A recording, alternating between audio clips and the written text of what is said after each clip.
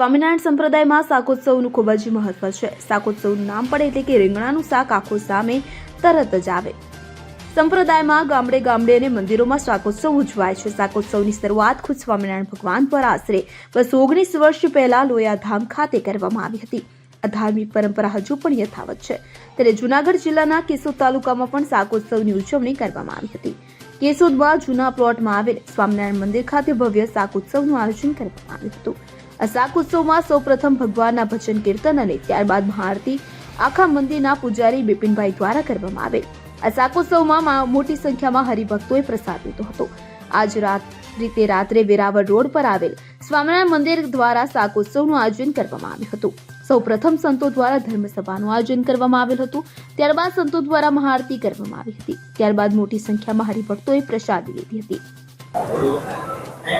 મારા ભક્તજનો, ભગવાન સ્વામિનારાયણની અસીમ પ્રવાહથી આજે મુખ્ય મંદિર સ્વામિનારાયણ મંદિર જૂનો પ્લોટ એમના પૂજારી ચંદુભાઈ ગોટેચા આજે અમારા ટ્રસ્ટી મંડળ તરફથી એવું શાકોત્સવનું આયોજન કર્યું।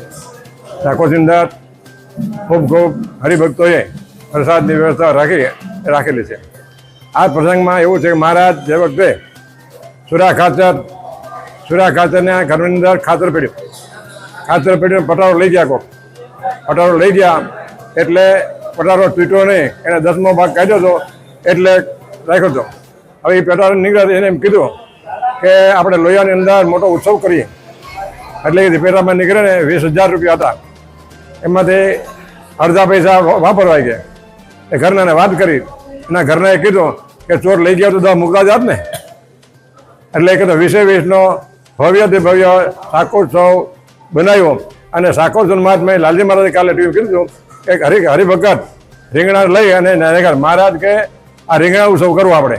મહારાજને મોટા શેઠિયા હરિભગત કે મહારાજ આ રીંગણા તમે ગ્રહ સારા પ્રસંગમાં જ વાપરતા।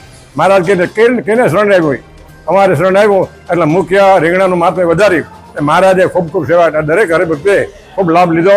અને આ રીતે કેશોદ મંદિરનો ઉત્સવ થાય એમાં તન મનથી સેવા આપી અને સરળ લાભ લેવો એ વિનંતી। અનિરુદ્ધ બાબરિયા સાથે CN24 ન્યૂઝ કેશોદ। હવે જુઓ દેશ દુનિયાની તમામ ખબરો તમારી આંગળીના ટેરવે। ઉઠાવો મોબાઈલ અને Google Play Store પરથી ડાઉનલોડ કરો અમારી CN24 ન્યૂઝ મોબાઈલ એપ।